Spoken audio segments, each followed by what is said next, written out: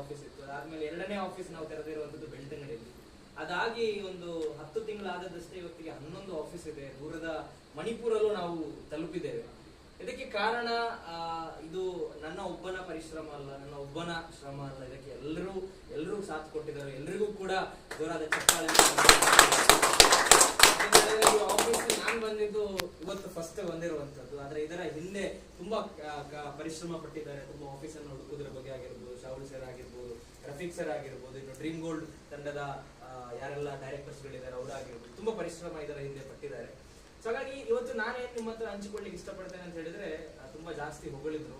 So ಖಂಡಿತ ನಾನು ನಮ್ಮ ಡ್ರೀಮ್ ಏನಿದೆ, ನಮ್ಮ ಗುರಿ ಏನಿದೆ, ಅದಕ್ಕೆ 0.7% ಅಷ್ಟೇ ರೀಚ್ ಆಗಿದೆ. ಎಷ್ಟು 0.7%. ಅಂದ್ರೆ ನಮ್ಮ ಗುರಿ ಇರುವಂತದ್ದು 1 ಕೋಟಿ ಗ್ರಾಹಕರು ಇನ್ನು 4 ವರ್ಷದಲ್ಲಿ.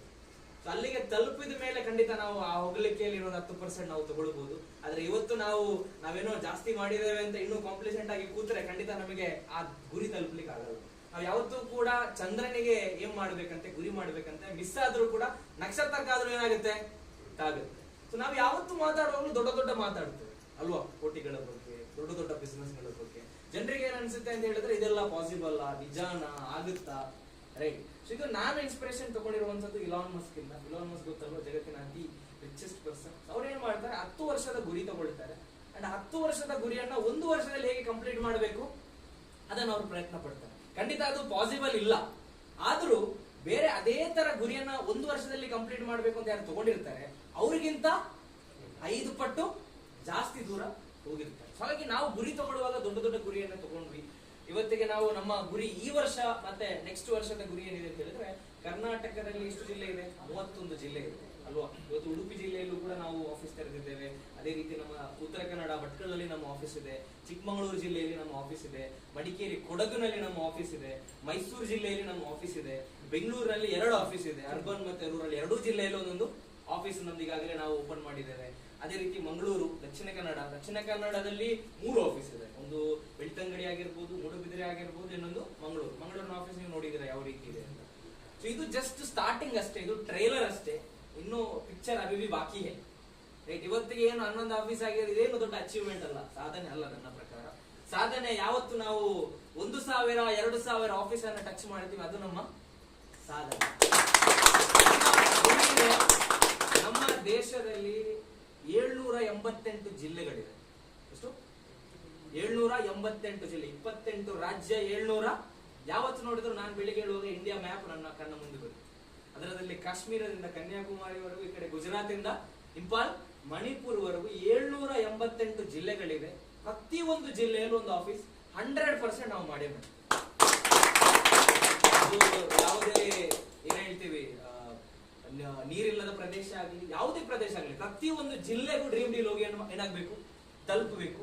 ಇದಕ್ಕೆ ತುಂಬಾ ಲೀಡರ್ಸ್ ಗಳ, ತುಂಬಾ ಪ್ರಮೋಟರ್ಸ್ ಗಳ ಸಾಥ್ ನಮಗೆ ಬೇಕು. ಅಂಡ್ ಇವತ್ತು ನೋಡಿ, ಸ್ಟಾರ್ಟಿಂಗ್ ಅಲ್ಲಿ ಡ್ರೀಮ್ ಡೀಲ್ ಏನು ಇಲ್ಲದಂತ ಸಂದರ್ಭದಲ್ಲಿ ನಮ್ಮನ್ನ ನಂಬಿಕೊಂಡು ನಾವಿದ್ದೇವೆ ಸರ್ ಮಾಡುವ ಅಂತ ಹೇಳಿಕೊಂಡು ಯಾರೆಲ್ಲ ಬಂದಿದ್ರು, ಎಲ್ಲರ ಹತ್ರನೂ ಕಾರ್ ಇದೆ, ಎಲ್ಲರಿಗೂ ಐಫೋನ್ ಕಂಪನಿ ಕೊಟ್ಟಿದೆ ಅಲ್ವಾ. ನೀವು ನೋಡಬಹುದು, 1-1.5 ಲಕ್ಷದ ಫೋನ್ ಅನ್ನು ಅವರು ಇವತ್ತು ಯೂಸ್ ಮಾಡ್ತಾ ಇದ್ದಾರೆ. ತಿಂಗಳಿಗೆ ಮಿನಿಮಮ್ ಅಂದ್ರೆ 1 ಲಕ್ಷದ ಆದಾಯ ಇದೆ ಅವರಿಗೆ.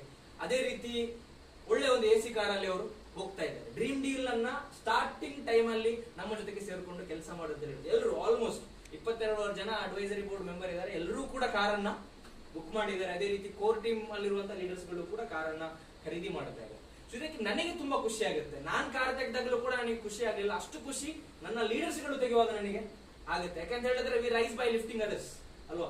ಇನ್ನೊಬ್ಬರಿಗೆ ಸಂತೋಷ ಕೊಟ್ಟಾಗ ಆಟೋಮೆಟಿಕಲಿ ದೇವರು ನಮಗೆ ಏನ್ ಕೊಡ್ತಾನೆ? ಸಂತೋಷ, ಏನು ನೆಮ್ಮದಿ, ಸುಖ, ಶಾಂತಿ ಖಂಡಿತ ಕೊಟ್ಟೆ ಕೊಡ್ತಾನೆ. ಈ ಒಂದು ಕಂಪನಿನ ನಾವು ಸ್ಥಾಪನೆ ಮಾಡುವಾಗ ನಮಗೆ ಏನು ಉದ್ದೇಶ ಇತ್ತು ಅಂತ ಹೇಳಿದ್ರೆ, ನಾವು ಹಲವಾರು ಕಂಪನಿಗಳಲ್ಲಿ ಕೆಲಸ ಮಾಡಿದ್ವಿ. ಇದಕ್ಕಿಂತ ಮುಂಚೆ ಮಾರ್ಕೆಟಿಂಗ್ ಕಂಪನಿಗಳಲ್ಲಿ ಕೆಲಸ ಮಾಡಿದ್ವಿ.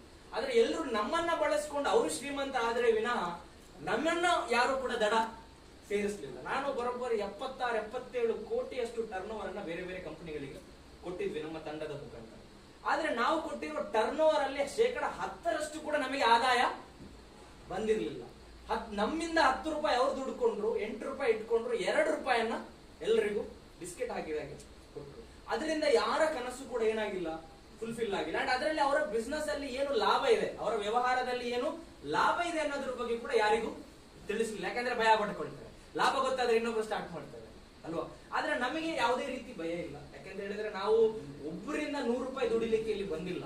100 ಜನರಿಂದ 1 ರೂಪಾಯಿ ಸಿಕ್ಕಿದ್ರು 99 ರೂಪಾಯಿ ಅವರಿಗೆ ಕೊಡು, 1 ರೂಪಾಯಿ ಸಿಕ್ಕಿದ್ರು ಸಾಕು ಅನ್ನುವಂತ ಒಂದು ಒಳ್ಳೆ ಉದ್ದೇಶವನ್ನು ಇಟ್ಕೊಂಡು ನಾವು ಬಂದಿದ್ದೇವೆ. ಅಂಡ್ ಈ ಉದ್ದೇಶಕ್ಕೆ ಎಲ್ಲ ಲೀಡರ್ಸ್ ಗಳು ಕೂಡ ತುಂಬಾ ಸಾಥನ್ನ ನಮಗೆ ಕೊಟ್ಟಿದ್ದಾರೆ. ಈಗಾಗಲೇ 70,000ಕ್ಕೂ ಹೆಚ್ಚು ಗ್ರಾಹಕರನ್ನು ನಾವು ತಲುಪಿದ್ದೇವೆ. ಕೇವಲ 2023ರಲ್ಲಿ ನಾವು ಸ್ಟಾರ್ಟ್ ಮಾಡುವಾಗ ತುಂಬಾ ಜನ ಹೇಳಿದ್ರು ನಿಮಗೆ 10,000 ಮಾಡ್ಲಿಕ್ಕೆ ಆಗಲ್ಲ, 10,000 ಗ್ರಾಹಕರನ್ನ ತಲುಪಲಿಕ್ಕೆ ಆಗಲ್ಲ. ಆದ್ರೆ ನನ್ನ ಒಂದು ವ್ಯಕ್ತಿ